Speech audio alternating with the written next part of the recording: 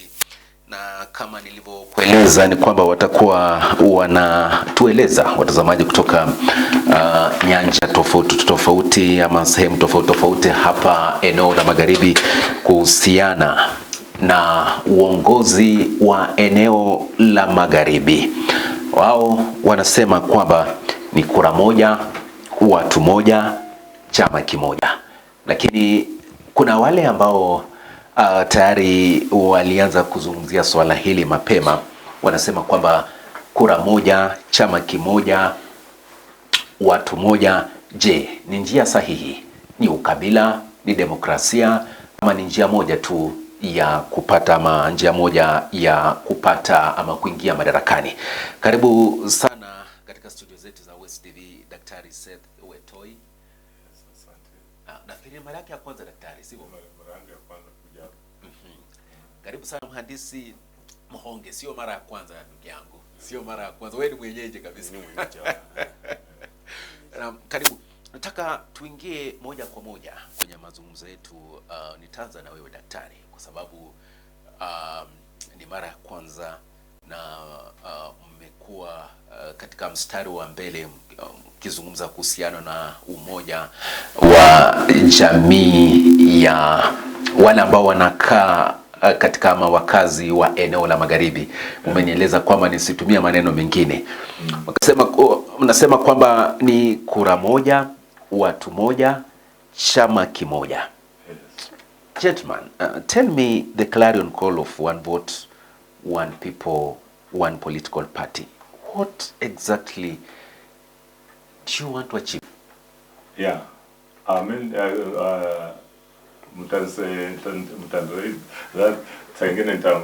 Yeah, no problem, daktari. Yeah. Our main objective of having one party, one people, and one agenda ni kwa sababu politics, siasa ni kama investment. Yes. Now, any investment, you must find a way of ensuring that it gives you the best returns. And we have had a challenge, Yes, as people from Western, of giving our votes to everybody, and then thus losing out on the value addition of our votes. So we have wasted a lot of votes just because of being divided, and that's why we are you calling it wastage of votes? They are wasted because they have not given us returns as a people of Western. But to have people like Moses Wetangula, we have Musalia Mudavadi, these people are in government. You cannot say it's the wastage of votes. Being in government is not, I don't want to criticize that. At their time, that was all right. Because that's the best they could do. We are not, we don't want to personalize that. The issue is we have not got value for our votes. Because we have some votes, they go to Wetangula, others go to Mudavadi, others like Busia, we support Raila. And when it comes to government resources, we rarely get our appointments of our people in government. We rarely get projects that are credible in our places. Well, poverty has enhanced because of lack of proper politics in this Western. Daktari, nitarudi kwako, lakini wacha nizungumze na mhandisi Mhonge. Jamii ya wale ambao wakazi wa eneo la Magharibi, umeniambia kwamba nisiseme kwamba Mlembe Nation, sema kwamba nisizungumze kuhusiana na jamii ya Waluya, niseme kwamba wale wakazi kutoka eneo la Magharibi. Unahisi pengine imetumika visivyo na wanasiasa, kwamba mwanasiasa yeyote yule ambaye pengine anataka kuwania kiti cha urais, jamii kutoka eneo la Magharibi ama wakazi wa eneo la Magharibi wamekuwa ni kama mtu yeyote yule ambaye anataka kuwania kiti cha urais anaweza kuja na azungumze nao. Do you feel that the Mlembe community has been exploited by politicians during elections? Yeah, hiyo swali nzuri. I also want to, before I answer your question, yes, I want to a bit add some some flesh to what my chairman have just said. You know, the Westv fort, he used the word Westv forts. Sisi tuko hapa, I'm our clarion call of one fort, one people, one political party. It is it's a clarion call that calls for world questions within the socio-political capital of our people. Yaani kura zetu kutoka eneo hili siwe sinaweza kuleta mali kwa watu wetu. Hatutaki kura zenye sinapotea kwa sababu siko katika vipande mingi. Iko kama tuna sehemu ya ardhi iko na dhahabu, lakini dhahabu haiko pamoja. Imetanganyika na utongo na haiko sehemu mbalimbali. Hiyo haina value kama ile like just one nugget of gold or a big mountain of gold. Ule yenye iko na pamoja iko na value mingi kuliko yenye kwa vipande imekuwa distributed on a surface area, large surface area. So sisi tunataka vipaji vyetu hivi vya kupika kura tupee mtu mmoja katika chama moja, au analinda hizi kura atulete as convert into wealth, into barabara nzuri, into maji kwa nyumba zetu, into stima kwa nyumba zetu, into kwa elimu watoto wetu wasipate elimu nzuri, ili tupate matibabu mazuri katika afya miili zetu, na tupate pia tuchukue nafasi yetu katika mambo ya public service employment. Tuchukue nafasi yetu ya upili kama watu eneo hili. Tupate pia nafasi katika recruitment ya defense force, ya watu wa army jeshi ya Kenya, katika police force, na hata national appointment. That is what my chairman talked. Now let me come to your question. The problem tuko nayo katika mambo ya our political social capital. Viongozi wetu, instead of uniting, having a common focus, they have created, wameanza wenyewe wanapikana katikati yao. Nyumba moja, watu kutoka eneo moja, they're just turning around, wanakorokana katikati yao. Hatuwezi kusimama ndugu yangu. Kama sisi wote tunatoka eneo moja, na sisi sote tunatafuta tunda moja, tunataka kulichuna hilo, tunda la rais wa taifa la Kenya. Na mimi pia nataka, fulani nataka. We cannot build a pyramid so that it can reach with the epic kuchukua matunda. A society, there's no society or no organ in life. All organization that must form a pyramid. We have the top and the base. Kama hatuwezi kuwa na that formation ya pyramid, hatuwezi kufika eneo lote. That's why I've been urging viongozi kina Musalia, kina Wetangula, kina Eugene, kina Wajakoyo, kina Marala, kina Natembea, kina Sifuna and the rest. Let them have a consensus. Wasahau mambo kutembea kule nje. But you know politics is about interest. Engineer, it's about interest. But an interest that is organized. We cannot be interested with the mind, and mind yenye is not organized. Unajua sisi kama sisi zote ndugu yangu tuko hapa na tunaenda kuwinda. And we are not organized because of interest. Mimi interest yangu anataka giraffe, kukula giraffe. Wewe interest yako unataka kukula kutafuta labda ndovu. Mwingine interest yake anataka kutafuta tiki. My brother, we cannot even hand. Hakuna mwenye atawin. Lazima tukue na unity na tuchore vile tutawin moja ili at least hii nyama ikuja kwa meza tukawane. That's the problem we are having as a community. We shall come back to that. Daktari, when I vote for someone else, and then you also happen to vote for someone else, and then engineer also votes for someone else, do you call that scattering of votes of democracy?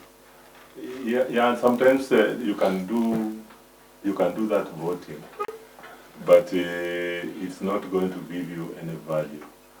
you know, everything you do must be you must have a reason for doing it. Success is a programmed accuracy. You don't succeed by doing wrong things and then hope to succeed. You must be accurate. You must make sure there's accuracy, and you must be focused, and you should have the tenacity that makes you achieve that goal. But if you lack discipline and you're just doing voting anyhow, you know, there's in chemistry we use the word entropy and this confusion. We cannot get anywhere with confusion, and that's why it's an issue. Well, that's why we are coming back. We say much as we have a lot of confusion, we have the capacity to. Are you calling it confusion? Yeah, yes, confusion is disorder. It's not disorder. It's not democracy, Doctor. Democracy, you know, there's a democracy can only be valuable if it's done the right way. But if it's different ideologies. Yes. Yeah. It's different ideologies. So for me, maybe I may think that this person is suitable to maybe be the president of this Republic of Kenya because of his manifesto, and then you also have one person who you think maybe is going to lead this country in a better way. There's different ideologies, and that's democracy. We have those variations, but yes. The majority of us must be focused to voting purposefully. We don't want to have a voting that is disorganized.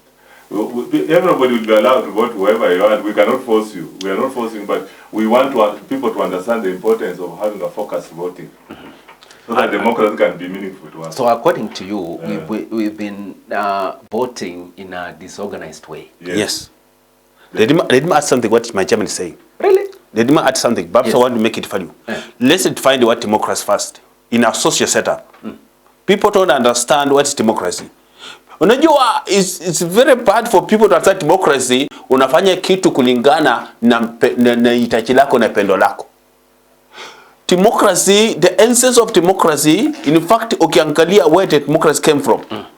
I don't know, it started somewhere in Greek. But let's talk about now the modern, the real democracy, where they are being proclaimed. The people are setting the pace for democracy at the modern society now. The American. Unajua the symbol of Democratic Party ni nini? Ni tongi, punda, in America. Punda inaonyesha ni mnyama wenye anapepa mizigo mikubwa sana, mizigo. Democracy ni watu wenye walilia sana democracy in America, ndio wakakubali democracy kakuja, walikuwa ni blacks, walikuwa ni slaves, the marginalized people. The essence of democracy, it came to give voice for those people who are less marginalized in the society, in a community setup. Haikukuja kuleta confusion kwa hii marginalized people, wawe na appetite ya kuweza kucultivate themselves because of the greatness, because of the ego. No, it came to bring tenacity between these marginalized people to form a lamp of power, or to come together, to coalesce around as a subject of interest, an idea of interest that can put power to them, to favor them, to raise them. Before democracy, we had autocracy or tyrant, and we had the plutocracy, the rich people, and aristocracy. We had those oligarchies that were there. So you should understand that democracy ilikuja kwa watu wenye hawakuwa na uwezo. Sasa ndugu zangu mwenye mnanisikiliza, and this I have to talk to the people now when you are listening to me or watching this information. Demokrasia ndugu yangu, asa watu wa eneo hili la Mlembe, sisi watu wa amani wenye tunakaa katika eneo hili la Mlembe.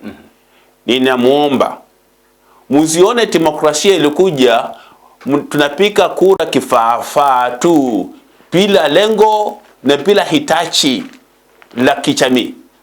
Lazima tupike kura kulingana na hitaji fulani na lengo fulani lenye tunataka hii miaka 5 itutimize. Hii mambo kurusha kura kwa sababu mtu amekununulia sukari, kwa sababu mtu labda amekupea hela, hakuna mahali tunaenda. Tuna mahitaji makubwa katika maisha yetu kama watu eneo hili, yenye lazima tupike kura tuone hitaji limefanyika. Kama mahitaji ya watoto wetu wapate kazi katika Public Service Commission, hitaji kubwa sana. Kwa sababu kama kila jamii katika jamii zetu, kila nyumba tukikuwa na mtoto mmoja amepata kazi, labda akuwe polisi ama akuwe mtu wa range kuangalia wanyama msituni ama kuangalia misitu, kuchunga misitu zetu za taifa letu la Kenya, ama kuwe mtu wa army, ama apate kazi kwa one of the parastatal bodies, ama akuwe mwalimu, itakuwa leta faida, kwa sababu mtoto huyo akipata kazi anaweza kusaidia watoto wengine nyakunyuma. Mahitaji wakubasi nyamaza boss. Wacha niongee na watu. Utamaliza, nitakupa nafasi. Tunaanza. Nataka, yes, daktari. Yeah, we have had cases where people are complaining, yes, having voted for Raila. Yes. That Raila only takes goodies in Nyanza. And they voted for him. But you know, here is a case where the gentleman lost the election. But now if he gets some small goodies, he takes back to his people. Now you see that is now the folly of careless voting. And that is what has brought the problem in Western. And the development, because they have been supporting opposition throughout. And then when the man whom they voted for gets very little, he only shares with his community. The people who say Raila Odinga wants to be in government but with no responsibility. Oh yeah, that's true. Is it true? He has not shown that. Possibly, I cannot blame him. You know, sometimes. But people from Western, especially, let me say Mulembe Nation, have always voted for Raila. Let's not talk about him. Let's talk about us. Yeah. But we always voted for him. No, let's talk about us. No, the issue is. In terms of Raila, let's talk about Obaranya, because the ones bringing him here. My brother, let me tell you something. Which is in the Mulembe engineer? Which is the dominant party in Mulembe? Let me give you the. It's ODM, right? Let me give you the profile so of Western. So we cannot ignore that. No. Let him stage the argument. Would you allow? Let us also talk about ODM. It's part of our yes. Yeah. Yes. I agree. Yes. ODM is dominant. Why has it been dominant? Yes. Because of lack of focus of the leaders that we have. Yes. They have not been very keen on a Mulembe agenda. And also, Luyas have one problem. They like voting for people who look tough. You know, people who are heroes. You know, once you start hero worship, you lose out on the really idea that can make you vote for somebody. We are voting for people not because they are heroes, but they can. We have people like Oparanya. They are not heroes, but what they have done in Kakamega, everybody can attest that he is a hero. Unsung heroes. I used to hear some people talk of unsung heroes. But in politics, you also need that charisma. He may not have charisma, but you give that. Like Quebec never had charisma, but you see what he did to this nation. Yeah. Engineer, leaders from Western Kenya, how can you put them on? Let us weigh them. Are they political followers? You know. Let me do some bit of cross section, yes, and I come to your question. In the Western province, we have 5 counties. We have that 8 constituency. We have 190 wards. Our message is to this: we want all these people to wear one uniform, and may God hear my prayer. We want our watu wote wawe katika jama moja. Ndio tupee huyu kiongozi wetu nguvu katika mambo ya kisiasa. Kiongozi nani huyu? It's a proposed question to our people. Hii tunaambia watu wetu. Na tunaambia viongozi. Unajua hii mambo mchakato ya kuweza kuleta umma wetu kurasa yetu salisha mali ili eneo letu lipate kuwa na utachiri. Ni mambo tumeanza 2018. Nimekuja hapa kwa studio mara mingi sana nikiongea mambo. Nimeongea uchumbe mingi, nimepeleka uchumbe kwa Musalia, kwa Wetangula. Lakini it looks as if my message have just been being brushed off kama uchafu tu. The only thing that I like is that we persuaded these guys, Musalia and Wetangula, they came together. I remember wakati tulienda Mumias, wakati Atuola alikuwa ameita Buhungu tu, aka-invite Raila, sisi tukaenda Mumias. I don't want to go to history because we are here to pass the message of one vote, one people, one political party. Hii ni chombo chenye kinaleta kuleta mali katika eneo letu. But you know, it's not be an easy task. Yeah. It's not an easy task. Hivyo bwana Kubasa. Some of these leaders have been swimming in this river for so long and they know where hard and soft rocks are. Are you going to convince them? Let me tell you. Yes. And they have to tell them. Now I have a trust to them. I know some of the people are watching, or even themselves may be watching. Nisikilize ndugu yangu. Katika maisha haya tunaishi, sisi zote ni wanadamu. Na nyinyi mlipewa nafasi hii katika wakati huu na Mwenyezi Mungu kutukua viongozi wetu katika mambo ya kisiasa. Na sio vyema katika hali ya utu nyinyi kutumia sisi, kusabaratisha sisi katika vipande. Kwa sababu wewe unataka itachi lako kidogo lenye linakufaiti wewe na marafiki zako na labda na nyumba yako na watoto wako. Hiyo sio vyema mbele ya Mwenyezi Mungu aliyeumba wewe na mimi. Tunataka nyinyi viongozi, ewe ndugu yangu Musalia, ewe ndugu yangu Wetangula, ewe ndugu yangu Eugene, ewe ndugu yangu Obaranya, ewe ndugu yangu Wachakoyo, ewe ndugu yangu Natembea, ewe ndugu yangu Sifuna, ewe ndugu yangu Malala na viongozi wengine kina Jirongo, mkaba moja muongee, muondoe hali ya kuleta mtanganyiko katika watu wetu. Sisi tunataka muuze chama moja, muuze neno moja lenye taweza kuweka sisi watu pamoja kama watu eneo moja, like a community. Kusambaratisha katika vikundi vya Vihiga, vya Busia, vya Bungoma, vya Trans Nzoia, vya Kakamega hatutaki. Tunataka tuwe watu wa moja. Okay. Nini nafasi Mungu alimupea? Na mimi asante. Okay. Daktari, how are we going to, or are you guys, gentlemen, going to achieve this? Because it will be a very difficult task. You know, things are never easy. They have to be difficult. And you must be equal to the calling. Now, we want, first of all, to establish the stakeholders forum, and that stakeholder forum will be balanced. It will have all players of the community, and once we have all the players, we will now sit down and agree on the roadmap on how to make sure that we get this aspiration fulfilled.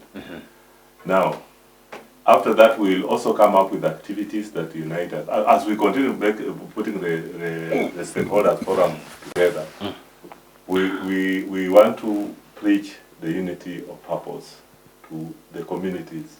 Anywhere we have a ceremony, our presence will be felt.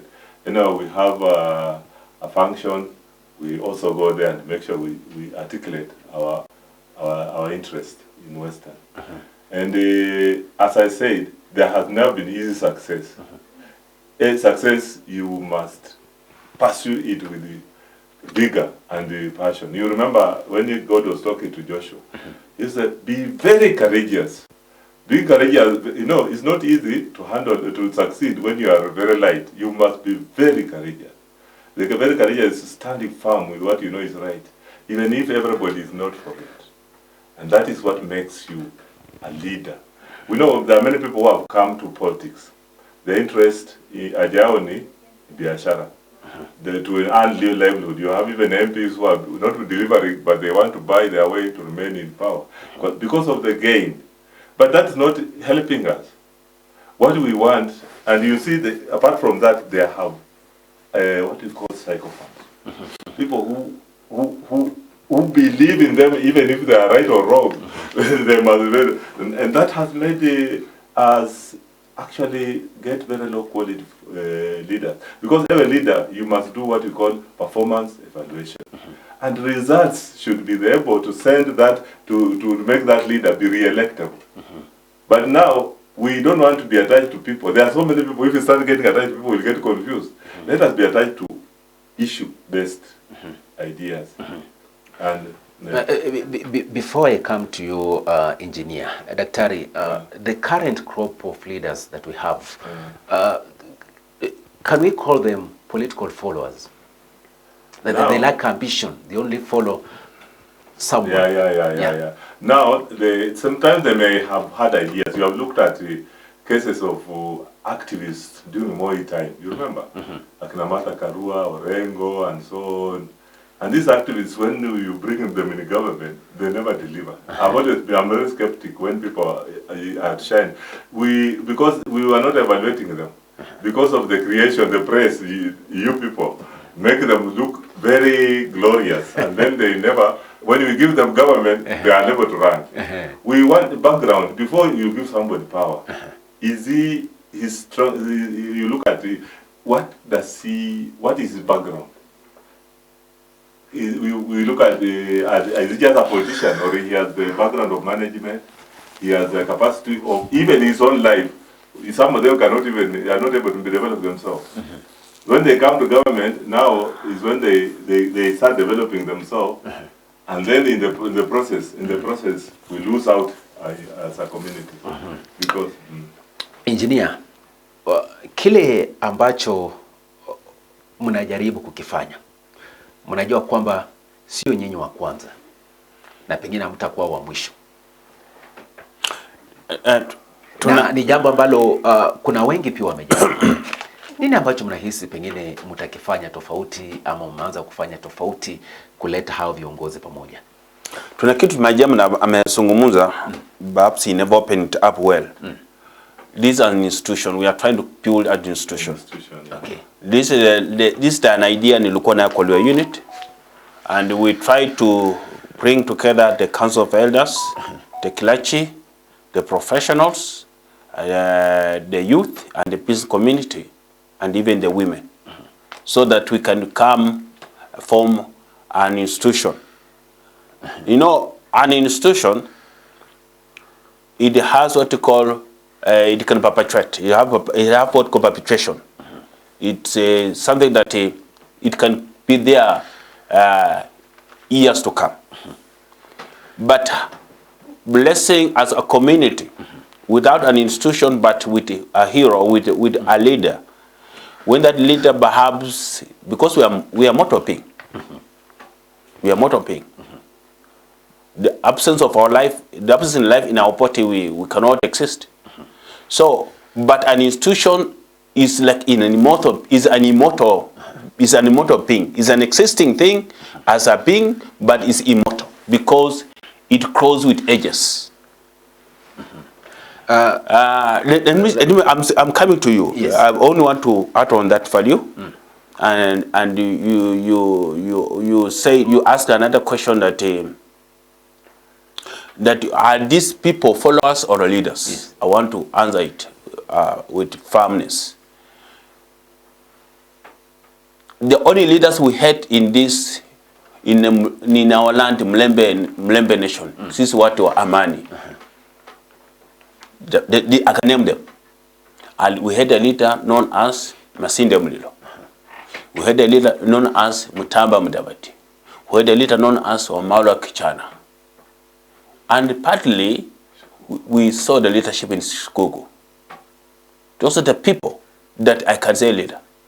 There are many people, if they are not followers, they are opportunistic. They are opportunistic, they are brokers. Because I'm using that term family.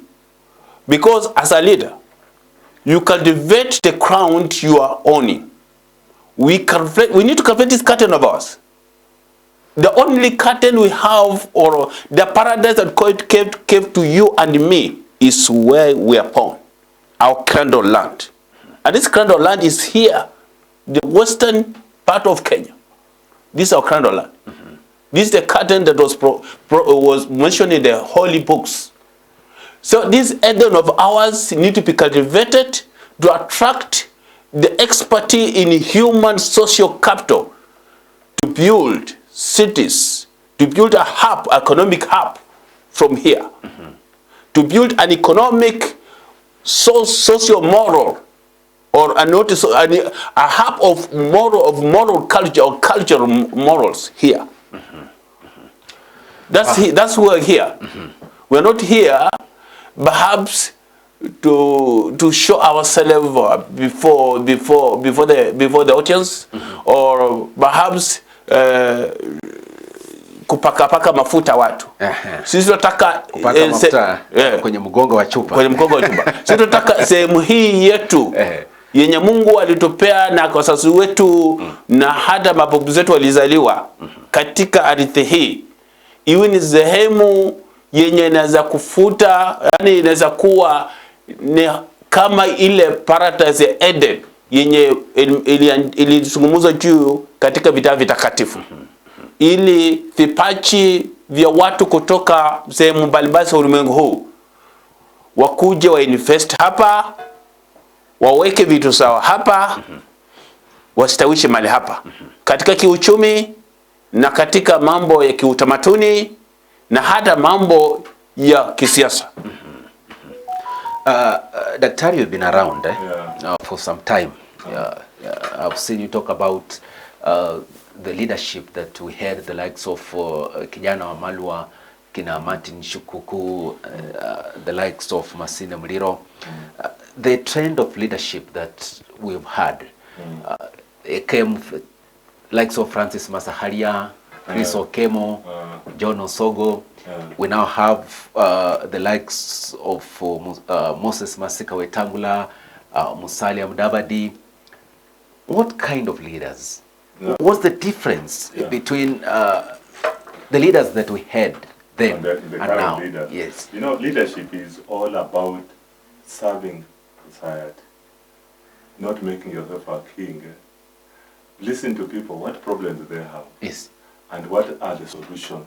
And that comes through engagement. And you see, like modern, when you look at the politicians of today, somebody comes with a project with his cut in that project. Not that it's going to help society, there's no evaluation. That's why we need control. We don't want hero worship. A control whereby, when a project comes, the community should be part of what is happening. And that's how that without control, people, there are so many selfish people in politics who take leadership because they are given votes for cheating on the inch. Then there's no accountability. So our system whereby we must, the political leaders must be accountable. There must be also checks and balances. Anybody, if you give him excess power, obviously he will misuse the power. We use the advantage. So this is what we want to do out with. So now of the leaders, you talk of them who are up in the past. These are who are patriots. People like Masinde Muliro was a patriot. You could see he was ready to sacrifice his job by supporting what is right. How many of us this today can do the same? You cannot see. Akinashuku could agree to be imprisoned because they allowed them to, and you know, the courage of supporting what is right. But sometimes that is radicalism. Much as they were patriots, the leadership has to do with balancing aspect. They lack the balancing aspect, whereby you look at the radicalism, it helps build your name, and in fact that's what we are talk about. Natembeya has got glory because of attacking the wrong things that are there. Now we should now start what we call bridge initiative, building bridges initiative, whereby we now want to balance. We want people to talk as leaders and say, okay, this has happened. People failed us, but what else can we do in order to make sure that we work as a team? Because if we start isolating each other, we are not getting anywhere. And if you are choose to isolate yourself, we should have a capacity to make sure you make you irrelevant. Yeah. So, we've seen people cry from Western Kenya. They say that the current leadership that we have is not working for us, but who has put them there? No, but you know, we don't want to blame them. What is there is poverty. And the poverty, people with the money come, and buy the community, they vote for them. It's such as put them there. And then they choose, they put them there, but they realize after voting that this is not helpful. Also, the demands are high because of we lack resources. You see, like in West Central, people are able to manage because they have Nairobi, the market. I've gone around, you look around Bungoma here, you will see everybody is a trader. You cannot have a community where everybody is a trader because farming is very expensive. To be a producer is very expensive and you don't have the resources. So you specialize in small resources in order for you to survive. So when you get somebody who can give you even 1,000 for a day, you will obviously vote for him because you feel that he has a mekuinua. Yeah. Engineer, there's a direct question for you. There's one person who asked this question a few moments ago. Mudavadi and Wetangula have been on the scene since 90s. In fact, Mudavadi joined cabinet in 1989, if I'm not wrong. What do you make of their leadership? Let me just, these people, I normally talk to them. I'm so close to them with their friends who are close to them. Yes. And I know they are always sensitive with what I say, and the people are hearing. Yeah, they are seeing, they are hearing what I'm going to speak. Yes. Let me tell you, the personality or the persona of His Excellency, the Prime Cabinet Secretary, is not of a co-coquetter. It's not of a coquetter. The persona of the Honorable Speaker of the National Assembly is Musalia Wetangula, Masiko Wetangula. He's a person, his persona, himself, the inner man. Yes. Is of a person who's somewhat who fears perhaps. I don't know. He has the persona of aggressiveness, is there. But I don't understand why he cannot crow his wings. Why he want to press his wings just close to his spot. That he don't stretch his wings to embrace the entire needs of a community. I don't understand why. So it gives me an impression of somebody who's a bit egocentric. He has that as a little of egocentrism, selfishness, and his interest in leadership is not so much extended. Yani hana dama kubwa ya kuwa rais. Yeye is just somebody who wants more an inch, bora cha kwa sani yake akule. Yeye hataki labda apeane watu wengi pia akisema pia nyinyi mkulani atafute sani kubwa aseme mwaka hapa. I have a huge family. Yeye anaona tu atafutie watu wataki. Anajitakia. But he has the ability. He has the ability to galvanize the entire masses of our community.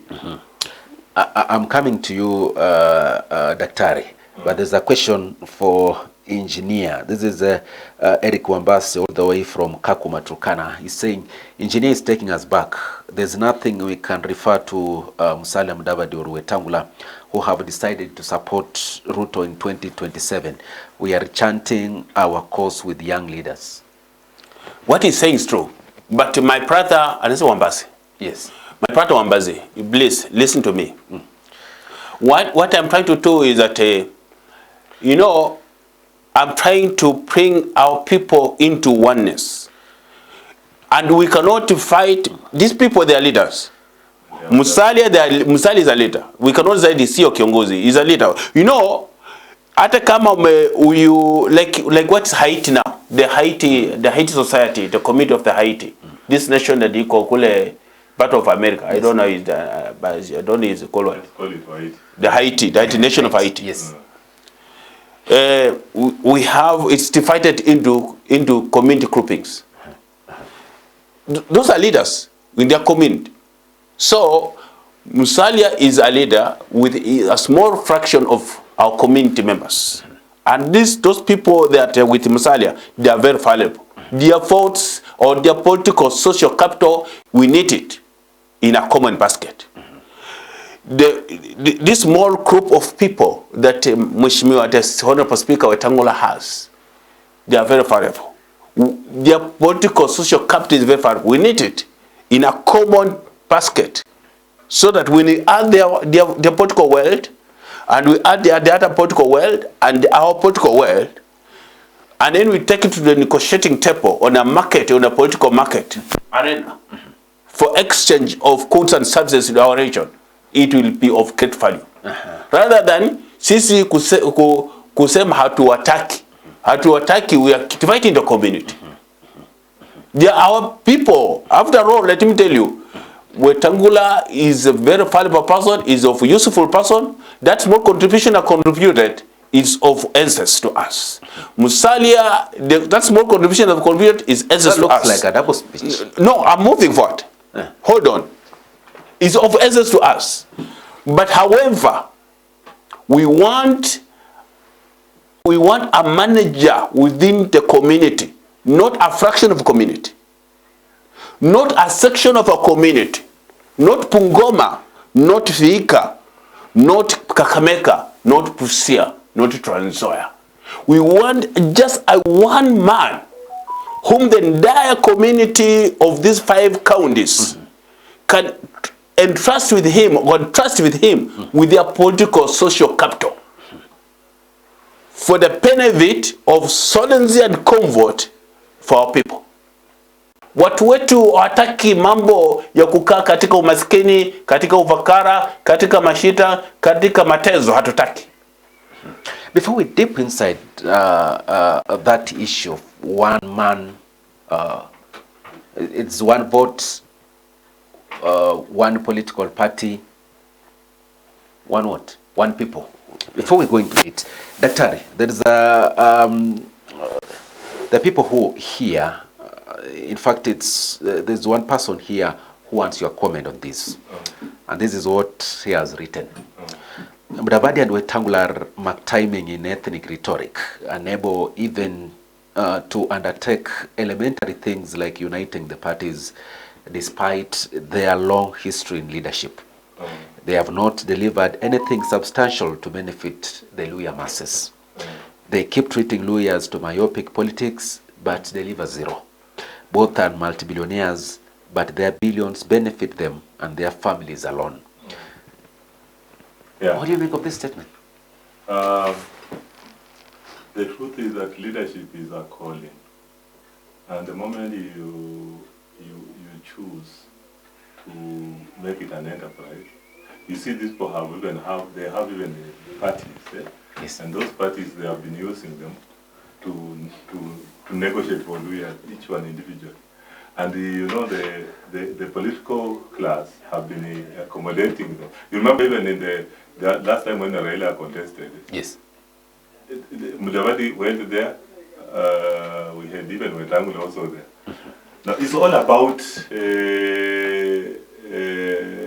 relevant. We are talking about them because they are gatekeepers. They also have the following. We cannot afford also to lose their following because we are so. But the truth is that they are a liability to their community.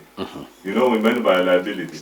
They have not lived the they have been there for long, and there's no value for in their community about it. Whether they have become rich, that's their business. But that's their enterprise. So now we want them to be. We can't force them to be valuable, but we want, when we make a choice to support a team, we want somebody whom we know has been shown delivered. We have now apart from being active and vocal, he has delivered. Are you trying to tell me that you're on this course of uniting the Mlembe nation without these leaders? Is that what you're trying to tell me? No, no, we can also not force them to come on board. Eh? It's just their decision. They have a following.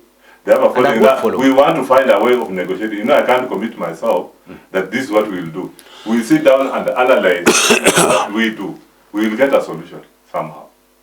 We can assure about the followers and so on. If they are not able to cooperate, they also have the resources, they have the political power. Yes. Yeah. But now what we are saying is that with their performance, we have to be honest with them and tell them we are not. And they have been told their reliability. Yes, and now we are looking at the emerging people like Oparanya. They have delivered, but also they have also their constituents. You see that, but you know these two are shining because they come from large community. The other ones come from Maragoli, the large community, and this one comes from Bungoma. But now Bungoma, we are seeing there's a change of heart. We are now concerned about the Maragoli aspect of Mudavadi. But Daktari, I don't think Ford Kenya is going to fold to join your institution. No, we are not talking about anybody folding. We want to. But that's what you're talking about. This is how political parties. About forcing anybody to fold his party. Yes. But we want a party that controls the Western. Let me tell you. Let me just what my chairman is saying. We are not telling them to fold, but we are telling. We are not instructing them. I'm answering you. Yes. We are telling them that we need a united fort in one basket, as one people. Hold on. We are telling them to that. We are telling you leaders whom God has given this chance to lead us as our political leaders to think of this. We want one fort in one political party as one people.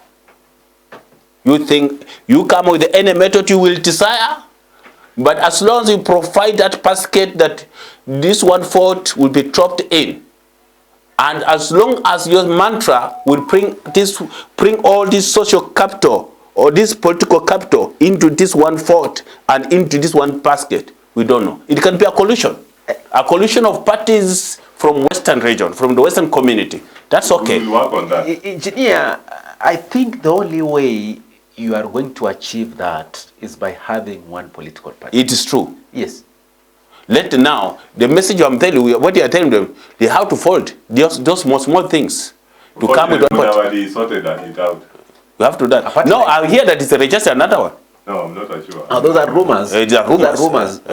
I don't think a party like DAP Kenya or Ford Kenya, these parties are not going to fold. Let me tell you, my brother. Let me tell you. Join your institution. You're calling it an institution. I don't know if it's a political party or an institution. Maybe you can come out clearly. Let me try to put it clear. Yes. Once we identify a person who will be the flag bearer of our agenda, and we cannot talk about the party now because it's something now under construction. Yes. We will find a solution that can make sure that the unity is sustained by what? By force and by fire. By fire, by force. Yes. They'll have no option. You know, it's not a question about them. It's a question about our people. And the people demand. They want that unite from. It's the people asking. They want one force. If it is our agenda, it will be a different case. We tried even to have a meeting with Mudavadi. I remember the other time. They could not agree because of divided interest. Remember, we Western professional, something like that. They could not agree because now that's why we have to force the unity. So that we don't revolve around a hero. Because when you revolve around a hero, it creates now a problem of lack of accountability. Like Raila, when he used to have a team that could advise him, he never used to go ultra-wire. But now, when the institutions collapsed and he became a hero, there's nothing that can, everybody is singing his praise, even if he's wrong. That is not sustainable in the long run. We want something that can be sustained, and it can only be sustained when we have institutions, checks and balances in a system. But then the question will be, when do you intend to achieve this? Because the election is around the corner. No, this were. You know, it's a long-term thing. You know, it's a process. With us, yes, we are talking about the feeling of the people. We are telling the feeling of the people to leaders whom Mungu amepenya basi kuongoza. Na hii ni mawazo ya watu, si mawazo yetu. Na hawa pia viongozi wao watu wanakaa na sisi, wanajua uporocho wao yenye wanatumia inasabaratisha na hata inawamaliza nguvu. Hii idea tunaongea si idea na benefit sisi sote, is symbiotic. Sio kitu na benefit sisi sote, au nawapea nguvu. Yes. Acha nikuze ndugu yangu. But you have the responsibility. Yes, you take over the responsibility of uniting. Hold on, kwanza. There's something. When do you want to achieve this? No, I will come that point. Yes. But let me give you something very important. I have to trust with them. You know, when I'm here, I really want to talk things perhaps that pain in my heart. So just allow me. Ndugu yangu, nyinyi ndugu yangu wa siasa yenye Mungu amepenya basi kukua viongozi wetu kisiasa. Faida kani huwa mnapata? Sisi mkutifight, sisi katika vikundi TAP, Fort Kenya, Chikazi nani OTM, unaita UTA. Inatufaida nini sisi? Kama mmetufight hizi zote na baadaye mnaanguka kura. Hamwezi kuwa na kura zenye mmoja na hana kura zote zenye za kumsaidia au onekane na misuli amna nguvu ya kuweza kutetea rasilimali na mahitaji eneo lote. Inatufaidi nini? Kama kura kutoka Bungoma hizi za Fort Kenya haziwezi kutusaidia kama watu eneo hili la magharibi kutuweza kulea mahitaji yetu na kushughulikia mahitaji yetu. Hazina uwezo. How many MP wenye tuko nao katika bunge? How many senators tuko nao katika Senate? How many MCA tuko nao? How many governor tuko nao? Hatuna nguvu. Sisi kitu tunamaanisha ndugu zangu. Wewe kama unataka kazi ya uminister katika serikali na kwako ulisimama kama unataka uliharibu kura zetu. Sisi tukipiga kura pamoja and then hata tuanguke, tuna uwezo kuweza kunikoshea kwa serikali imechukua mamlaka wakupee kazi wewe ya uminister, ya cabinet secretary, wakupee kazi wewe hata chairman of the parastatal bodies kuliko kukaa nyumbani tu, ama wakupee kazi wewe hata kama kazi ya kuwa hata speaker ama an executive sponsor somewhere within the, because serikali kuna nafasi mingi sana za kuajiri watu. Kuliko sisi kusabaratisha kura, nyinyi mnakosa kazi na mnaenda kuomba kazi, viongozi wetu wanaenda kuomba. Hii ni aibu kwetu. Ndio sisi tunaitwa watchmen, tunaitwa sisi nani, grave takers. Hatutaka aibu kama hiyo. Tunataka sisi tumpe nguvu by the idea of one vote, one people, one political party. We are only telling you that ndugu yangu Musalia, tunataka wewe uwe ni kiongozi mwenye nguvu.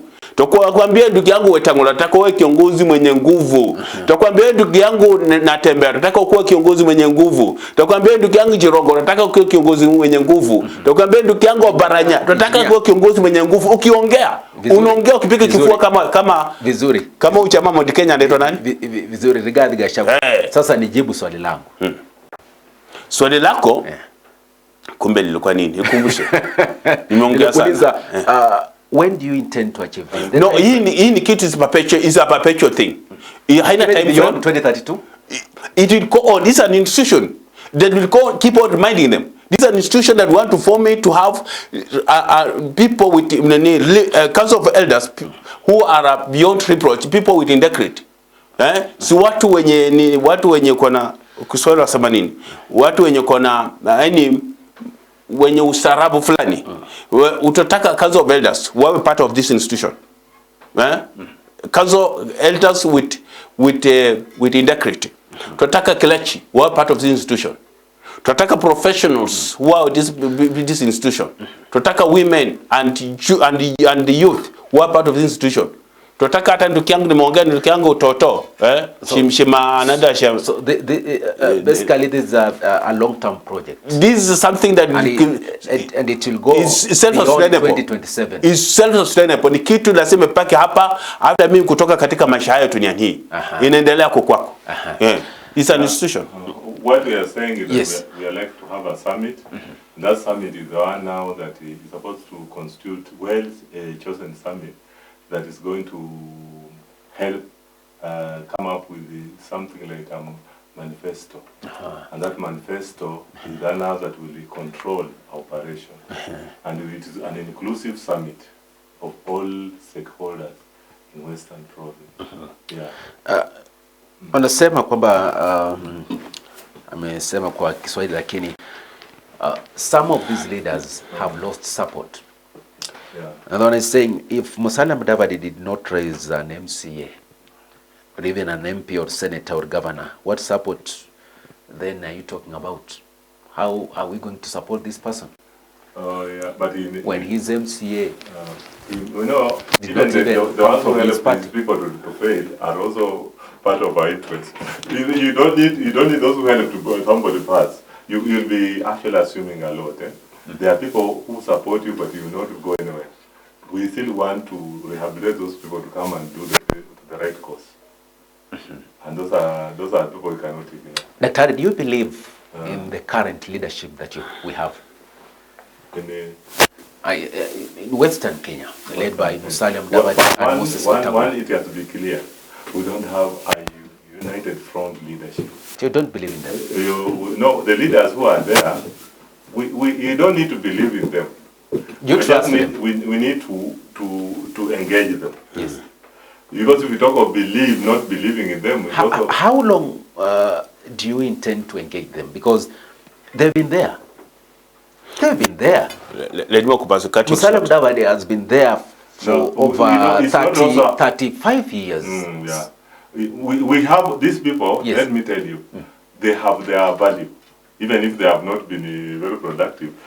There's something in him that can help people in Western. The experience he has, even if it is in failing, he has something that, you know, people learn from whatever system.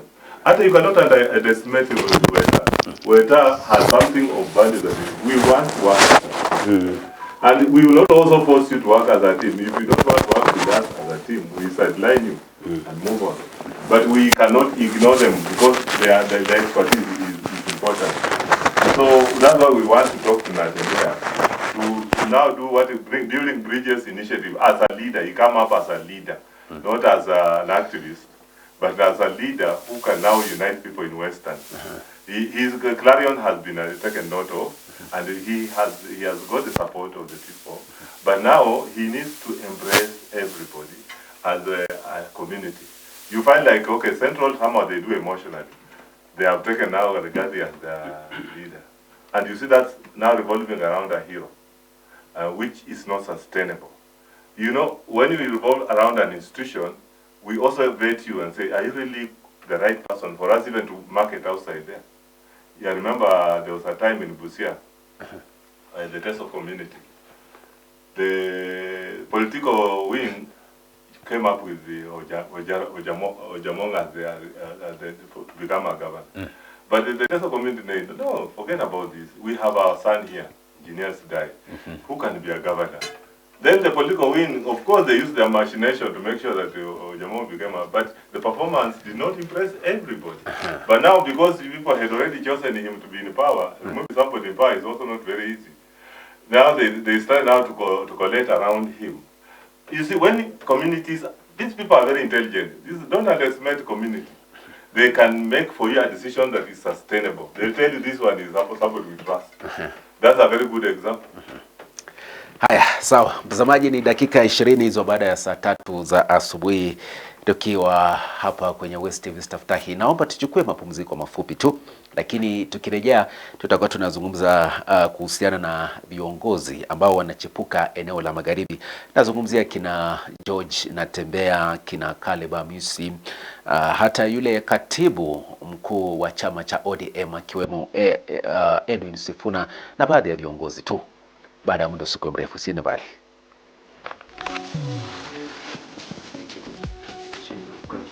Iko tu sawa, inawaka.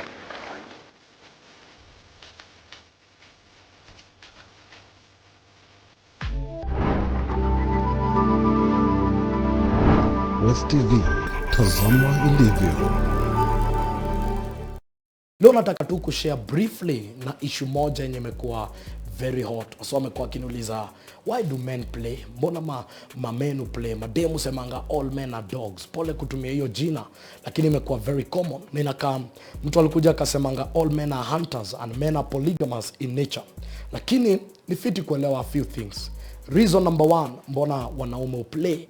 Ya kwanza is when a man is looking for a perfect woman. The reality, hakuna mtu perfect. Labda kuna qualities fulani unatafutanga kwa dem. Unaweza kuwa unapendanga dem yellow, lakini unapenda dem amenyamaza, ana story mob, alafu unapenda dem labda akona specific physique ama figure fulani. Now, unaweza kuta hizi features zote hautapata kwa mtu mmoja. So umeenda umepata dem yellow, lakini anapiga story mbaya. Aya, umepata akona ile figure, lakini story hapo imekutoa nje. Aya, umepata dem fulani ametulia, lakini ni mdark, simu yellow, lakini akona features zenye unadai. Alafu umekuta dem wa tatu akona wife tendencies, lakini ana ile figure ulikuwa unatafuta. So umekatia dem wa kwanza juu akona rangi ulikuwa unadai, umekatia dem wa pili juu ametulia vile wewe udai, na umekatia dem wa tatu juu akona figure yenye wewe udai. So subconsciously ama dem wa tatu wana satisfy need ya ule dem moja wewe utafuta. Na ndo unakutanga kuna time dem mwanaume akuangi willing kuachilia any of this, kwa sababu kila dem kuna part ana meet kwa life yake. Huyu ni ile rangi nilikuwa nadai, shape yenye nilikuwa nadai, character yenye nilikuwa nadai. Our 3 ladies wananimekia one perfect lady. Of course ni selfishness. Juu kwa hii world hakuna msem perfect. Hata wewe kama mwanaume uko na weaknesses zako, hawezi demand perfection na wewe mwenyewe yuko perfect.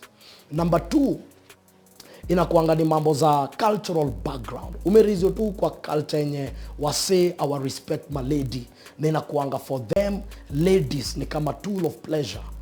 Greek walikuwa na philosophy, walikuwa nasemanga mistresses are for leisure and pleasure, but wives are for children.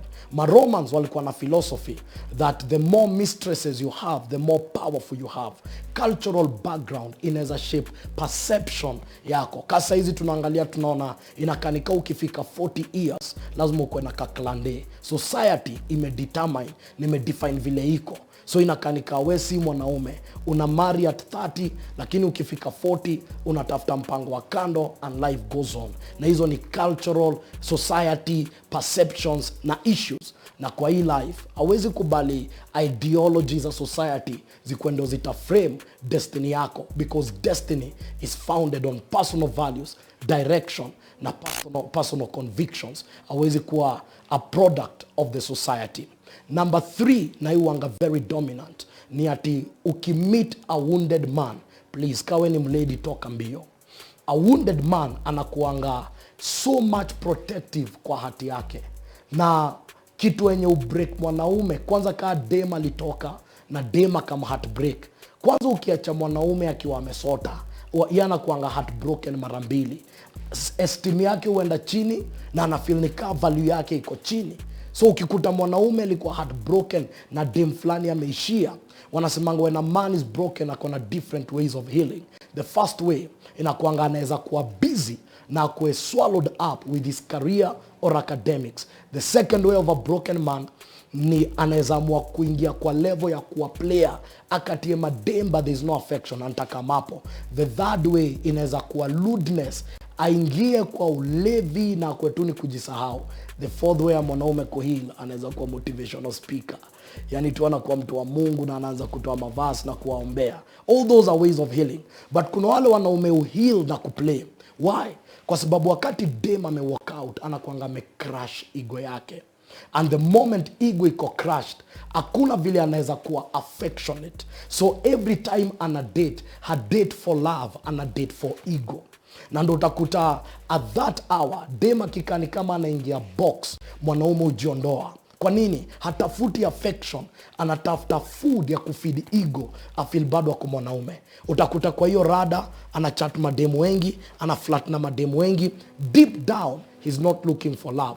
Deep down ana massage ego na anajaribu kufeed ego, because when the ego is broken, affection is impossible. And when the ego is too massaged, then akwanga ni noma. And finally, the reason why men also plays, inaweza kuwa ni mob, pia inakuanga ni the age factor. Wakati uko 25, your hunting radius is limited. Juu unaweza hunt between 18 possibly to 24. Ukifika 30, hunting radius ina increase, meaning that unaweza date from 29 all the way to 18. Wakati uko 35, the hunting radius increase even more. Na hiyo ndo level unaingia confusion. You don't even know what you want, you don't know who you want, and at the end of the day you cannot be with everyone. Kawe ni mzito na unanisikiza, kumbuka tu kitu moja. In every woman there is a wife, but not every wife is your woman. Na a real man ni mwenye anakuanga na ability ya kusettle na one woman na kutreat one woman vile anafaa kuwa treated. It is one man, one woman. I hope hii wisdom itasaidia msee ili uweze kuwa rada. Pastor T Mwangi, na hizi ni wisdom za kukusaidia kwa real life, because hii life ni real. Na wasa wako kwa hii dunia pia ni wa real. Where do broken hearts go? Right now, maybe unaingia kwa relationship, ama unaingia kwa heartbreak, ama uko kwa heartbreak, ama umetoka kwa heartbreak. Na heartbreak ni part of life. Tumeangalia kwa news, Swana Chan. Westv, tazama ilivyo.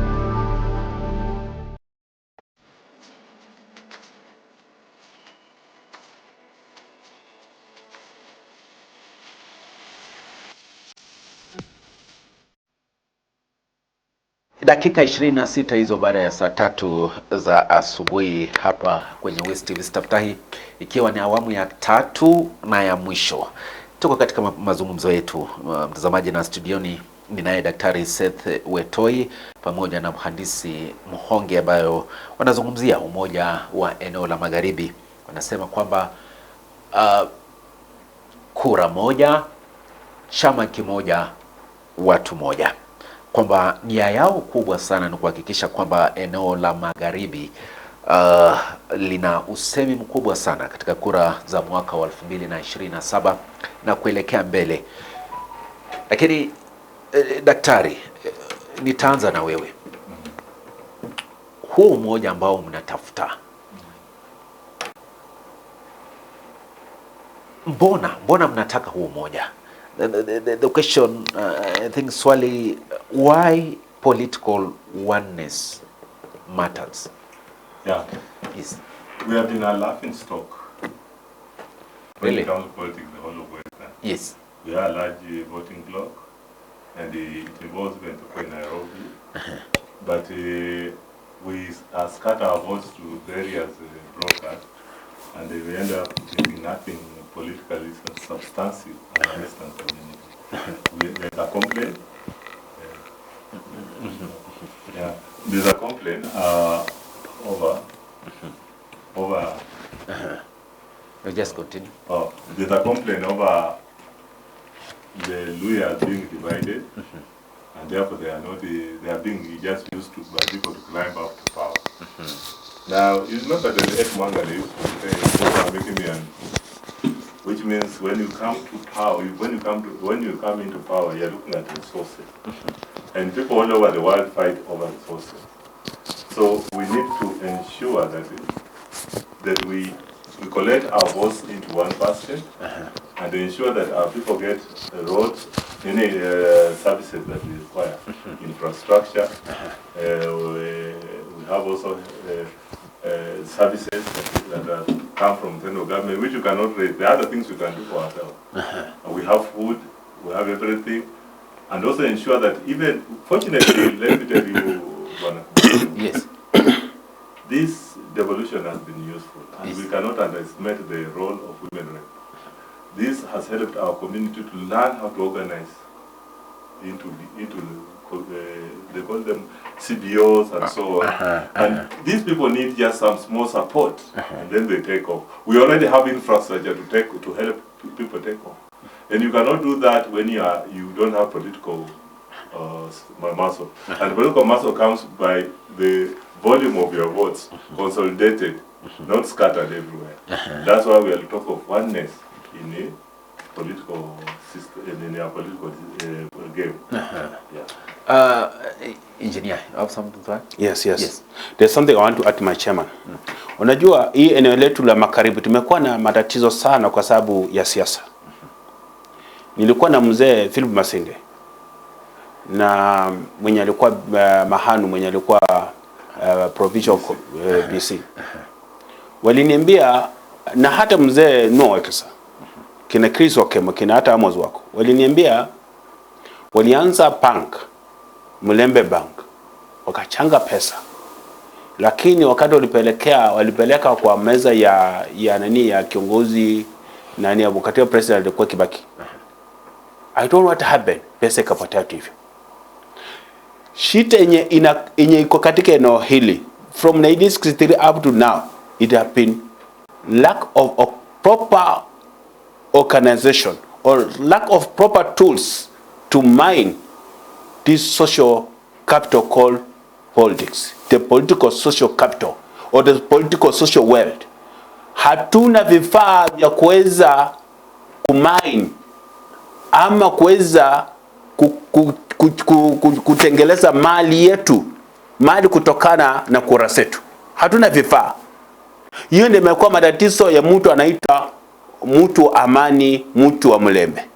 We have been lacking tools that can convert our social political wealth into riches. You know, we have difference between wealth and riches. We have the wealth, but we lack the conversion of wealth to the riches. The wealth in political human wealth, it is there, but we lack how to convert it into riches. Hiyo ndio shida tuko nayo. Sasa hivyo, that's why tuko hapa na German. Tutasema the only tool, the only chombo chenye kimekuwa ni matatizo sana, chenye Mulilo alijaribu akafikia, chenye Omala kijana alijaribu kitoka akafikia. Tunataka sisi tuwe na kura moja katika chama moja kama watu wa eneo moja. Eneo hili hatumaanishi sisi watu wa amani pekee tu wenye tumesaliwa katika tami watu wa amani, watu wa Mlembe. Tumaanishi hata kama ndugu yangu wewe ni Muhindi unakana sisi. Kama ni ndugu yangu wewe ni ndugu yetu Mkalenjin unakana sisi. Kama ni ndugu yangu wewe ni ndugu yangu wewe ni ndugu ndugu yetu kutoka Luonyanzo na kana sisi hapa. Tutakuomba kwa sababu unakaa na sisi, unatumia barabara hizi za kwetu, unatumia maji ya huku, unatumia stima ya huku. Tukipika hiyo kura moja katika chama moja na kama watu wa moja, wewe na mimi, barabara zetu zitaundwa, tutatumia wewe na mimi. Maji itaundwa, tutatumia wewe na mimi. Stima itaundwa, tutatumia na wewe na mimi. Mashule zitachengwa, tutatumia na mimi na wewe. Hospitali zitachengwa, tutatumia mimi na wewe. Kuliko kuchukua hiyo kura kuipeleka kule Kirinyaga, kuliko kuchukua hiyo kura kuipeleka kule Nairobi, kuliko kuchukua hiyo kura kuipika ifanane na watu wa Homa Bay, utakuwa unatumaliza nguvu kisiasa. Hiyo ni ombi letu. Daktari, kuna swali kwako. Then you will add what you wanted to say. This person asking, the issue of one political party is a pipe dream. How will Daktari get people of Busia out of ODM? And then Kikuyus have so many parties and presidential candidates, but they eventually follow one without following others. Yeah, what he said is right, because naturally, when you have, that's why we talk of education of people. When people are educated, those parties will be there, but they'll just fall in place. And we have those programs of community sensitization. Now, I want to talk about resource mapping. You remember when Uhuru was in power? Yes. The roads in the central were very good, even the dual carriageway in places where when we need a dual carriageway, yes. Just because of political power. Because this standard gauge railway stopped in Naivasha because we didn't have a political push. Now you will see it's coming because the president comes from this side. You are seeing that. And then Kikuyus and the Kalenjins have empowered. Sometimes when I'm in the international circles, yes. I can remember when I was in the Qatar, I meet many of them. Why? Because there are opportunities, and these opportunities like come in form of scholarship, yes, form of what, and if we are at the table, the way when you are at the sharing table, you get your share. So these ones have been utilizing all those resources. They have empowered their people abroad, and now we become their servant because we are not empowered. And so political power is the central nervous system of economic empowerment. So, and our poverty is because of lack of political dimension. We lack the proper orientation politically, and that's why we need to ensure that we work on our people, we train them, we educate them to understand the importance of voting right. Some people are wondering, you are only talking about these political leaders and those who have been there for so long, but we have the young generation. Yeah, that what are you planning for them? And that's why we're here. That's why we are here. That's why we are talking about empowerment. Yes. You know, the issue is we will come up with the systems, yes, which will check the potential of somebody. You know, somebody who can have self-drive, somebody who has a good heart, who feels for people. You know, we look at the passion. And you look at somebody, it has nothing to do with age. It's all about the character of a person. You can be old and useless. You can be old and useful. You can be young and you are also not. You cannot manage yourself. We cannot just give you a power because of age. No, we are looking at the qualities of a person.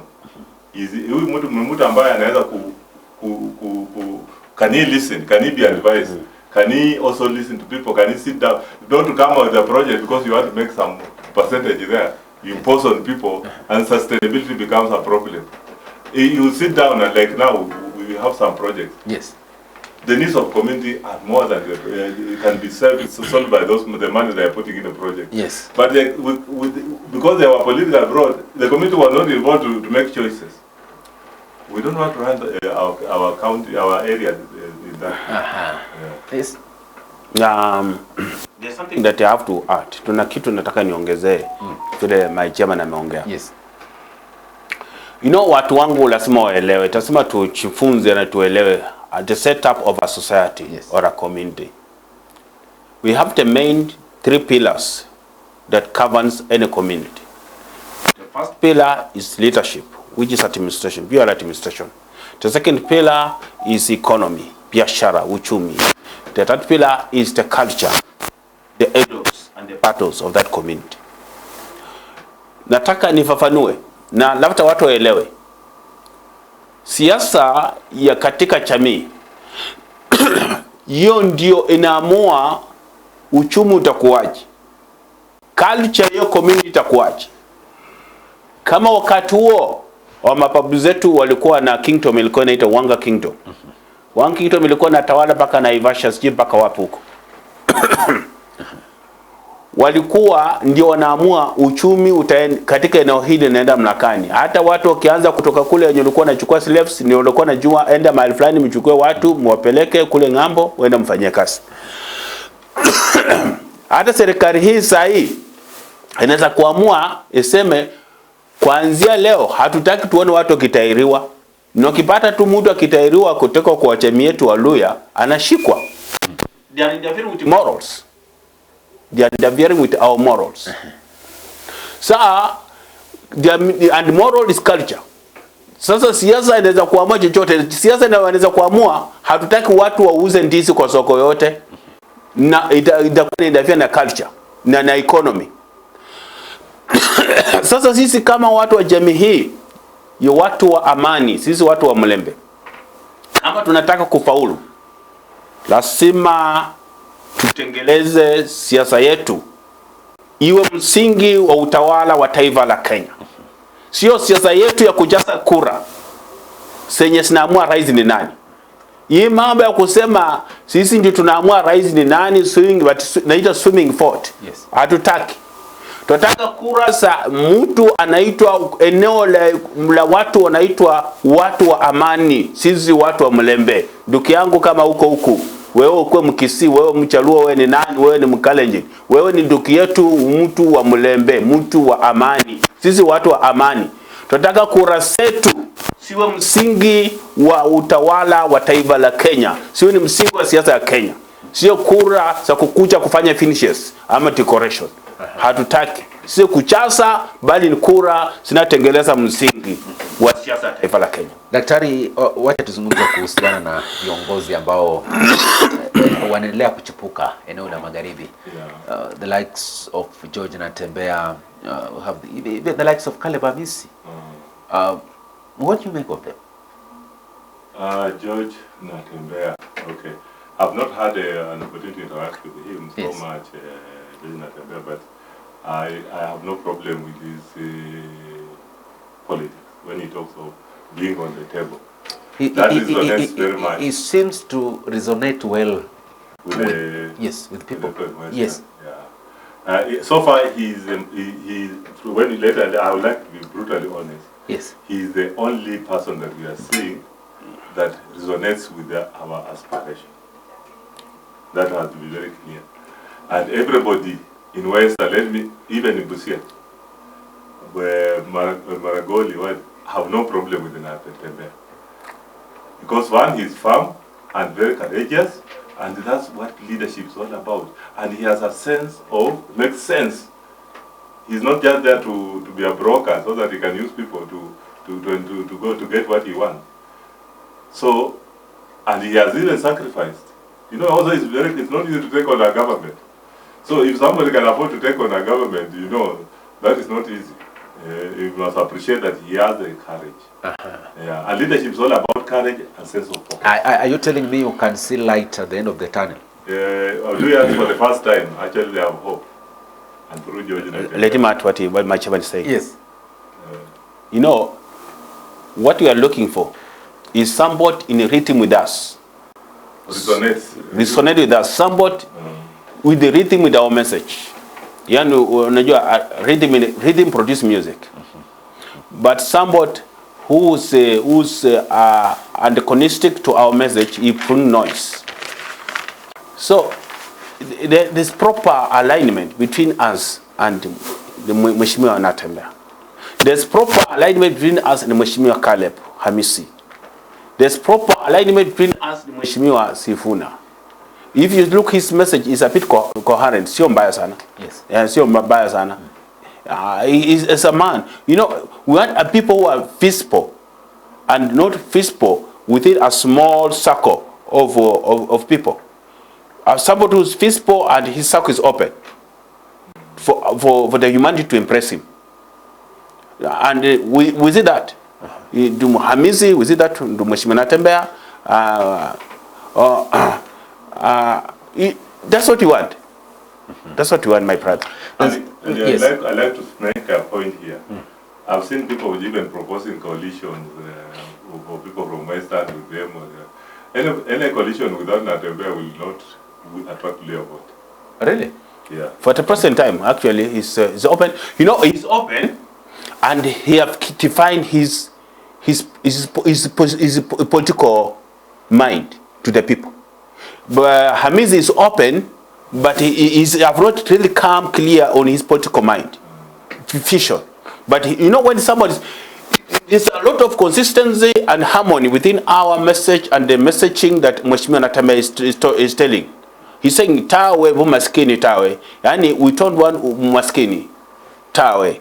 We don't want poverty tawe. We don't want problem tawe.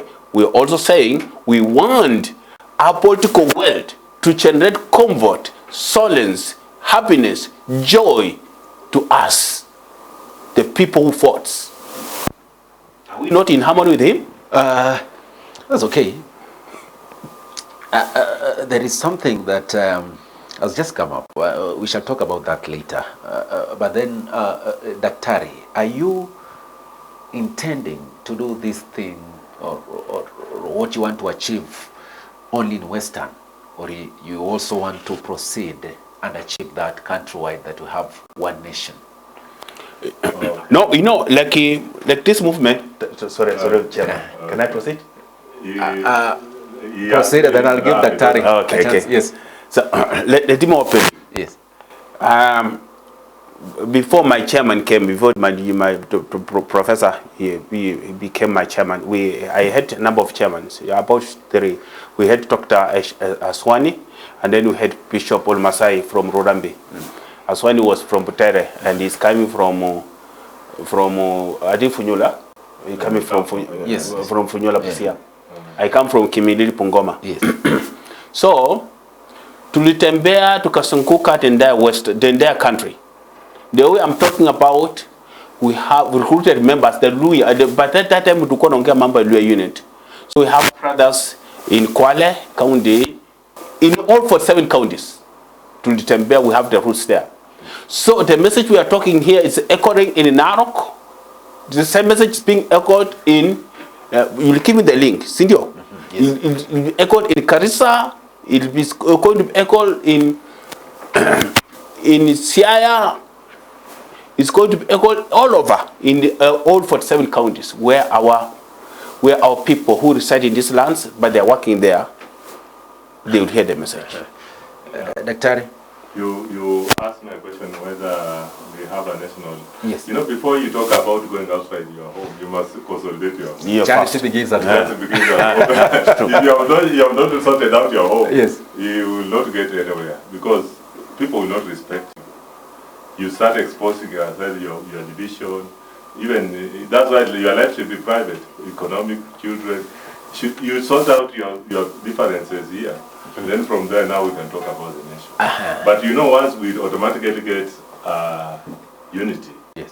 with the numerical strength we have, we automatically, people will find us a viable partner in politics. Yeah. Someone is asking here, there's a question here for Daktari. How are you going to build a shared identity? Building a shared identity. Yes. You see, it's a process, not an event. It means we have to work. To work, we have to develop something like a summit Yes. of all stakeholders. And then after that, the summit itself will give you a sense of direction. You know, like sometimes you can have an idea. When you go in a meeting, Yes. you realize the meeting you had was not, whatever you had in mind was not workable. But with ideas, where are the ideas, you cannot go wrong. People, a few times we have met, you see how people are very proactive. They give us ideas, go like this, go like this. There are people who have what you call old school thinking. We are not going to go old school. We want people to help us make decisions. We consultative operation. We are not coming with ideas because you are serving as a master somewhere to come and impose to the community. Sustainability becomes a problem. But talking of old school thinking, then it means you have to do away with these leaders who have been there. We are not worried about them, their existence. Although what we want is the idea we have. Is it tenable? Is it acceptable? And once it is, people are happy, it will just move. People will volunteer to even help us make it. Yeah. And then there's something I want to add to the chairman. Yes. You know, we are here to construct. And in construction, every building material, it has its role to play. And it has its position to be blessed. So we cannot reject anything. What we think that's rejected, it go back to be redressed, to accommodate the right shape, to place in the right place. Yeah. Are you gentlemen looking for work? Or are you looking for sympathy? Are you looking for money from this political class? I like this question. Let me answer that. I like that Yes. question. Yeah, one. When you look at like our age, my age, let's say, I don't have so many basics that will require so much money. And in life, the way we are brought up, you are used to live within the resources you have and contentment. If we are doing that, we will not even make that. We would be now supporting the system that be. They have more money than even what we could get from anywhere. They can even buy you and make sure. But I think we are above that petty thinking. We are here to work on a legacy. Our legacy is the unity of Western. And the question of whatever somebody is thinking is also entitled to his own freedom. But it is a conviction that we want to see a united Western. And let me ask what our chairman said. There's great wealth if we work together for a common purpose, for a common vision, rather than I working single-handedly, I cannot achieve. I know I will gain more because I will not gain only me, my grandchildren will gain from the leper I'm lepering in. So the answer to that brother of mine or that sister of mine is that I'm looking for wealth, for riches, which is sustainable, which is perpetual, that will keep on flourishing my siblings, will keep on flourishing my offsprings, that will keep on flourishing the land that the kind of land that God portioned me in this life. To add something. Yes. My principle in life is that a dollar earned is better than 5 found. It's not in abundance, but earning. Like us, as civil engineers, we have paid people billions throughout our work. I've worked very many places, including international circles. And if you really wanted to make money, you would be billionaire. But you work in a private enterprise, and you certify people's payment without necessarily coercing them to give you money. Yeah. So the question of coming and look for money through sycophancy in politics, it does not make sense. Machingoistic behavior. Mwingine anauliza hapa kwamba nyinyi tu wawili ama kuna wengine? We are a big team. We could not win all of them. Okay. Yeah. A big team. Okay. For a common cause. We have Busia, Vihiga, we have Kakamega, we have Bungoma, and Kitale. And even Nairobi. And even Nairobi, All 17 constituencies in Nairobi. It's a lineup. Are you moving around to maybe talk to people? Yeah. So that is our responsibility, and mostly it's on volunteer basis. Like yesterday I was somewhere in Rurambi. The other day I was in Chelengani. Yeah. And I fly from Lotto, I came this side. We have a lady who was in Vihiga the other day. What's her name? She's called Fika Teriki. When our brother Teriki were launching circumcision. We are saying this activity, this is like fire, it's moving. Chairman, who is sponsoring you? Self-sponsored. We are not sponsored by anybody. We no political leader who is sponsoring no. Kwanza, these are people we don't want to be. The moment we don't have to come close to them. I used to have my professor who used to tell me, the moment you don't control money, you lose authority. But if you can control your resources, you have power. The moment you are a beggar, nobody can respect you. And you cannot have courage to speak your mind, because you must speak the mind of the one who is paying. Yes. So we have ourselves, of course we have our treasurer. Yes. Tukipata pesa kitoko kwa kila mmoja wetu mwenye yako na uwezo anapeana kwa Madam Electina. Madam Electina alikuwa amesimama kura, anajulikana huko. Sisi tunampea pesa, and then tukitaka activity anatuletea, tunafanya. So we ourselves, we stand for ourselves. And the team is so motivated. People are willing to just support it. And they're here watching. And we also welcome people who are willing to be part of us, to join. Especially the professionals. Especially because we are getting our strength through the professionals. We also have international connection friends. Yeah. So this is not a political party? No, it is not a political it's party. an institution. We have not even thought about it. We cannot think about that, by the way. We have never thought of it. These are the stakeholders. An institution. Yeah. What do you mean by an institution? Which supports oneness of Western of the institution of stakeholders. In fact, so when these leaders agree to come together, agree to your cause, are you going to change this institution to a political party? No. Let him answer him. Yes.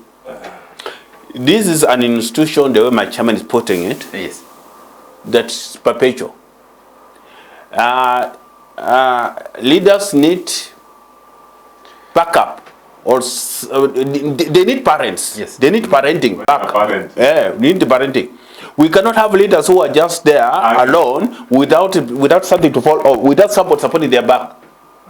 So as he's there, yes. When somebody look behind him, you see people standing before their son or before their daughter, saying, "We know if this is ours, and we are going to be the people." Evaluating him, advising him, telling him outcomes. A leader is a warhead. Is a warhead. Ni mshale tumetuma, ende konga atui. Ende uwe mnyama, ituletee nyama tukule. Sasa lazima awe na watu wenye wako nyuma yake. So, but we don't have such a functioning thing in our community. That's what we want to initiate. There's a question that keeps on popping. They have divided our elders into two camps. The Western Council of Elders and the Luya Council of Elders. That's the pathetic issue. And those are the people who need to be the parents of our leaders. There's a question that keeps on coming here. Are you guys intending to achieve this before 2027? Because some of these people, they're talking about being in government come 2027. They also want to be part and parcel of that alignment, the coming together, what you offer as a community. They also want to be on the table. Do you intend to achieve this before 2027? No, because we are not united. That's the truth. Let me talk something. Yes. Being in the government in Bahati, your game you are playing, then you get in government. But if you want to get in government, who will compromise on your values? Yeah.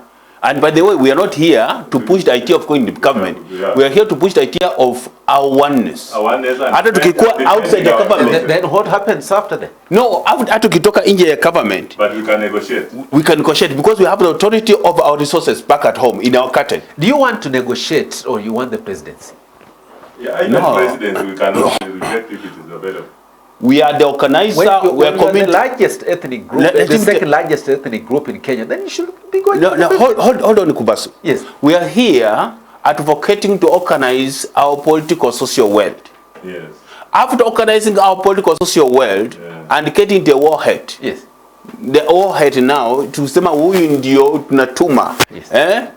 Now from there now the political mind will organize itself. And to see if they call for presidency or what.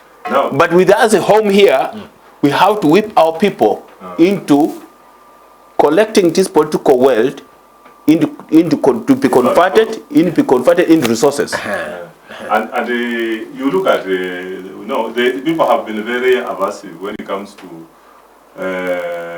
lawyers coming together because it has been a basket for them to come and take. But we look at the Gema, we look at the Luos, look at the Kalenjin. The Kisi. They are the Kisi. The Kamba. They are strong because they have the Kambas. They are strong because, but the problem, the weakness with their system is that it revolves around the individual. One an individual, but as we want an institution which can control, can survive beyond an individual. That's what we have. But then there is a fact that shall always remain that some of these we leaders. Look for a kingpin. Kingpin, we will identify kingpin. That's what you're after. And that kingpin you're talking about is the warhead. Do you think you're going to achieve that? Yeah, we will. A kingpin, you know. We will still, nowadays even making something. The truth is you like fighting amongst yourselves. That's the truth. Okubasi, let me answer you. Yes. Wewe kama umekuwa mkulima. Yes. Ukianza kulima shamba, unapalilia unakuza mmea moja. Yes. Mmea yenye haitakikani unang'oa, si ndio? Yes. Lakini vile sasa hii mmea itakuwa tuna ile yenyewe tu itajitokeza by natural by nature. Yenyewe inakuwa ni mmea mwenye matunda mengi. Yes. Sasa hii mmea yenye matunda mengi, sasa huyo utamuona kama ni itakuwa ni fahari yako. Ule mmea mwenye matunda mengi atakuwa ni fahari yako. Utaikuza na utaipenda sana, si ndio? Sasa huyo ndiye atakuwa kiongozi. Huyo ndiye atakuwa warhead. Daktari ulikuwa na jambo by nature. Yes. Yeah, one thing is that we are not prioritizing any external fight with anybody. Yeah. So people should not look at us with the. I know people will always be apprehensive, but they are allowed. In life, you cannot force people to think the way you think. They have to have their own idea. But it's not going to be an easy journey. It is not an easy journey. Yes. And you know, we assure you, we are equal to the task. And let me tell you. You will see, will come here and share the story again. With you, Babs, let him answer you. Let him. It's nothing is easy. Nothing that is called. You guys are going to split. No, we can't. I'm telling you where I've come from personally. The issue of splitting, I don't know, because You can differ, but remain mature. It's something of conviction for me to be here, to speak about this thing from 2018 up to now. It is something that is of conviction. It's something that is embedded in my DNA. I want to see my people flourishing, because the social capital in our people is so enormous. Even Mheshimiwa Obaranya himself, when he was in planning, he have alluded so many times that we are number 1 in population. He have alluded Mheshimiwa Obaranya when he was planning, Minister of Planning. So many times they have alluded himself, say that sisi katika jamii ya watu wa amani, we are number 1. Then what happens after there? Our socio-political wealth, our social capital is not being cultivated well to be converted into comfort to our people, to comfort this wealth. Our time has run out. Okay. It's 10. Daktari, this is your camera. Kindly, please, just say anything. There? Just say something or anything that maybe you want to share with our viewers. We are, yes. This is the beginning of the initiative. Yani hii ni mwanzo wa huu mkutano na wananchi, na tutaendelea kukutana ili tuhakikishe kwamba tunasaidiana.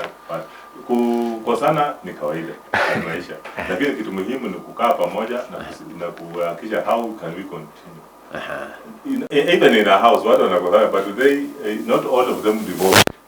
Divorce is lack of tolerance. But we want to maintain a mature engagement and a future and a hope for the Mulembe nation. And we encourage people who have the similar view, we invite them to be part of our process. Thank you, Daktari. Engineer. Ndugu zangu watazamaji, sisi tuko hapa kwa ajili yako na majili yangu, kwa sababu mahitaji yetu kama watu wa eneo hili, watu wa eneo la amani, watu wa eneo la Mulembe, sisi watu wa amani. Tuna mahitaji kimsingi yenye sisi umma letu kupitia kura zetu sinaweza kutatua mahitaji haya. Mahitaji ya elimu ya watoto wetu, mahitaji ya miundo msingi kama barabara, maji na stima, mahitaji ya afya miili zetu, mahitaji ya uchumi katika eneo lote, mahitaji ya watoto wetu kupata kazi katika